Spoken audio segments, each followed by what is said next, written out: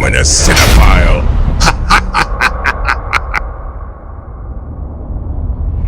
Welcome to my movie and TV series reviews, where I will provide honest opinions of the latest releases. If the movie or TV series is a hit or a miss, be sure to know I will inform you. But if the movie or series is trash, be also sure to know that I will trash the hell out of the movie. I am Dominus Cinephile. And the movie on the review table today is the Nollywood film Criminal. Criminal is a 2024 hostage action drama produced by ANTHILL Studios. The movie, written by Niyi Akinmolayan and directed by Dolapo Adigun, marks Adigun's directorial debut in film production.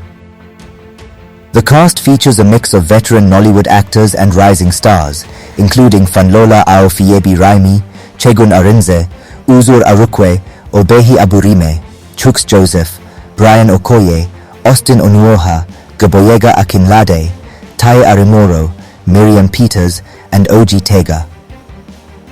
The movie premiered in Nigerian cinemas on May 31st, 2024. During its opening weekend, Criminal grossed 15 million naira at the Nigerian box office and went on to achieve a total box office revenue of 48 million naira. After its cinema run, Amazon Prime acquired the film and premiered it on its streaming platform on August 2nd. Criminal tells the story of Uzor, a troubled young man who has spent much of his life in and out of prison, constantly teetering on the edge of disaster. His brother Chima has always been there to bail him out, believing in his potential for change. Chima even goes as far as offering Uzor a job in his own business, hoping to guide him toward a better life. However, Uzor's loyalty to his criminal past proves too strong, and he betrays his brother by stealing from him. In a tragic twist, Uzor's gang accidentally shoots Chima during a robbery gone wrong. Desperate to save his brother's life, Uzor and his dangerous gang storm a hospital, demanding immediate medical attention for the gravely injured Chima.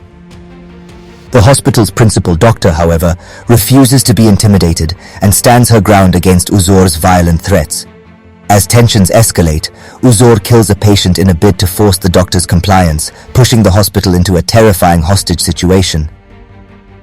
With lives hanging in the balance, the doctor faces an agonizing dilemma: find a way to save Chima and the other hostages, or risk more bloodshed as time runs out. Great synopsis, right? But let's dive into this review to see if the movie lives up to the hype or falls short of expectations. Like many films from ANTHILL Studios, I wasn't particularly excited to watch this one when it premiered in Nigerian cinemas. Honestly, I wasn't about to part with 5,000 to 6,000 naira for a movie ticket, especially in this belt-tightening Tinubu's Agbado Republic, only to end up regretting it because the movie seemed destined to disappoint. So you can imagine my slight excitement when the movie finally premiered on Amazon Prime, allowing me to watch it from the comfort of my home. As I watched, I noticed how the writer and director made a strong effort to give the film the feel of a popular Hollywood medical TV series like ER or The Good Doctor. In fact, I'm pretty sure I've seen something almost identical to this movie as an episode in one of those shows. The movie came across as a weak imitation of an episode from The Good Doctor. While several aspects of the film fell short, there were a few notable improvements over the usual Nollywood fare.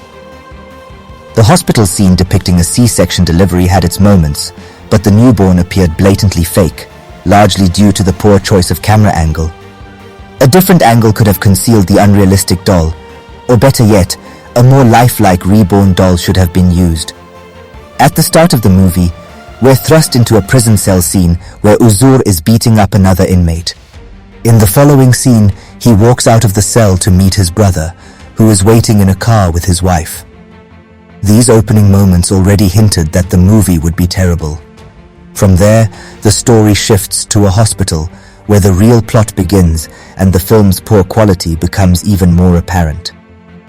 In an attempt to show how busy the hospital is, the movie throws us into a scene where injured people are arriving by ambulance. This happens just before Uzor and his gang arrive at the same hospital with his brother, who has been shot and is supposedly bleeding to death. One major flaw in this scene is how the actors portraying doctors struggle to use medical terminology to describe the injuries and treatments. It's clear they're trying hard to mimic TV series like ER, House, Chicago Hope, and The Good Doctor. The issue isn't with the use of medical terms, but with how the actors deliver them. Instead of acting naturally, they simply recite their lines in a dull and unconvincing manner, making the scene unintentionally comical, like watching 5-year-olds play doctor in a school play.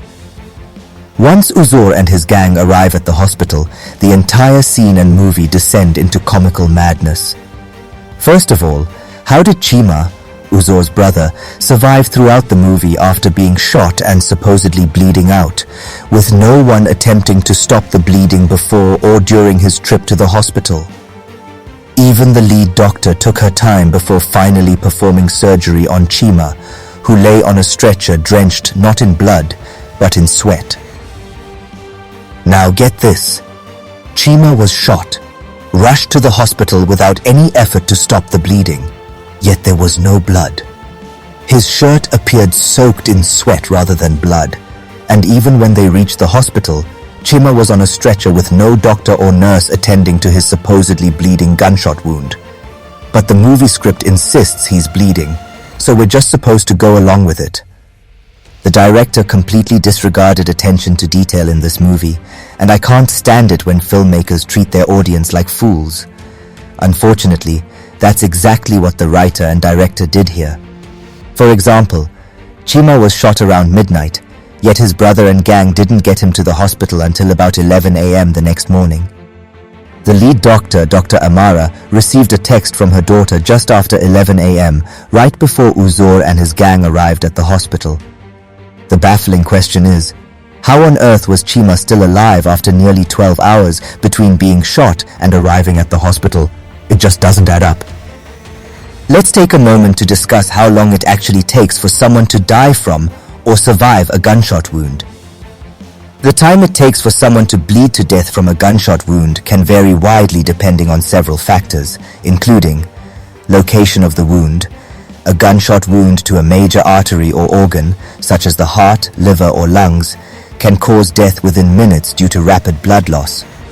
A wound to an extremity may take longer to be fatal unless a major artery is hit. Size of the wound. Larger wounds or multiple gunshot injuries increase the likelihood of rapid blood loss. Medical intervention. Immediate medical attention can significantly extend survival time. Quick treatment, such as applying pressure to the wound or using a tourniquet, can slow or stop bleeding, potentially saving the person's life. Without immediate medical treatment, bleeding to death from a gunshot wound can happen within minutes if a major blood vessel or organ is hit. In less severe cases, it might take longer, but the risk of fatality increases without prompt care. You see where I'm going with this? There's no reason the character Chima should still be alive, considering all the time that was wasted before he received any medical attention. The fact that the doctor performed a complex surgery to remove the bullet made no sense, especially since the movie didn't indicate that he was shot in the head or that the bullet hit a major organ. By this point in the movie, it was clear that the screenwriter and director had no idea what they were doing. Another absurdity in this movie was the timeline. When the story shifts to the hospital, you'll notice that the wall clock seems to have a mind of its own. In each scene, the clock displays a different time, creating a disjointed and confusing sequence. For instance, according to this inconsistent timekeeper in this poorly executed thriller, Uzor and his gang arrived at the hospital a few minutes past 9. However, when Uzor was beating up Dr. Badaibor, the clock suddenly read past 11 a.m., just minutes after they supposedly arrived. Later, when Uzor killed a man on a stretcher, the clock inexplicably reverted back to a few minutes past 9. The clock's erratic behavior made it feel like we were being transported to an alternate reality with each scene. So much in this disaster of a movie made no sense. The plot holes and weak acting will overwhelm you. I couldn't make sense of most of what I was watching. The fight and gunshot scenes were laughably absurd. One such scene involved Officer Bade and Obinna, who were firing their guns wildly in the hospital, shooting at glass doors, walls, and tables. But in typical Nollywood fashion, the bullets seemed to bounce off everything they hit. Nothing shattered, almost as if the entire hospital was bulletproof. Another utterly ridiculous scene was when Officer Bade, disguised as the driver delivering O-negative blood from the blood bank, casually walked into the operating room. Imagine a delivery man strolling into a surgery room that's already prepped for an operation. Unbelievable. Once again, the writer and director seemed to be making things up as they went along. Everything about Officer Bade's character was absurd and poorly executed. How did he manage to escape from where he was held hostage with others, especially considering that the hospital had only one main entrance and exit leading to the surgery room and offices, with Uzor's men stationed right in front of the hostages? How did he slip away unnoticed? Biko, someone should help me ask the director. Can someone explain why Chima went alone to the location where his brother parked the truck he stole from him? And why on earth was he using a walkie-talkie to communicate with the police? Shouldn't the police have immediately come to his aid when they heard the gunshot over the walkie-talkie? That scene made no sense whatsoever. Once again, it's clear that the writer and director had no idea what they were doing with this movie. The effects and makeup in this movie were laughable. Blood supposedly spilled from a doctor's mouth after being punched, only to vanish into thin air. The blood in some of the fight scenes looked like diluted pink poster paint.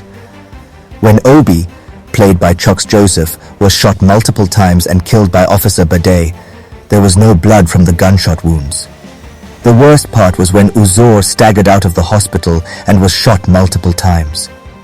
Instead of blood splattering, we saw red, powdery sawdust coming out of his body. What was the director thinking? Is Uzor supposed to be an alien from a Marvel X-Men movie? This is sheer madness on the director's part. Before I wrap up this review, let's discuss a few of the actors' performances in this weak and frustrating movie. I'll focus on just two actors because frankly, nearly everyone delivered a lackluster performance. Funlola Aofiyebi-Raimi plays Dr. Amara, and her performance was below average. It's clear she was in her comfort zone, as she often seems to play the same type of character in every movie or series I've seen her in. There's no dynamism in how she portrays different roles. It's always the same well-spoken English and the same facial expressions. In this movie, Funlola's character was supposed to be the hero, but her performance, combined with how the movie portrayed her, made her come across as the villain. Imagine a doctor with an incredibly foolish attitude, refusing to treat a gunshot victim even with a gun pointed at her, risking the lives of other patients and colleagues who were held hostage. Her character was simply irresponsible and frankly stupid. Uzor Arukwe portrays the character Uzor, and I found it a bit odd that the character's name wasn't changed, given that the actor and character share the same name. Uzor's performance was hit or miss for me. He was convincing in some scenes, but in most others, he fell into the typical Nollywood trap of screaming and overacting, which is always a turn-off. His character, like all the others in this movie, lacked strong development. The connection with his brother felt unconvincing, and his character was as senseless and poorly written as many Nollywood villains. Uzor's character also lacked the brutality and grit you'd expect from a villain in a hostage movie. In summary, Criminal is a failed attempt by ANTHILL Studios to create a hostage movie set in a hospital. The film falls short in every conceivable way. None of the characters are believable or well developed.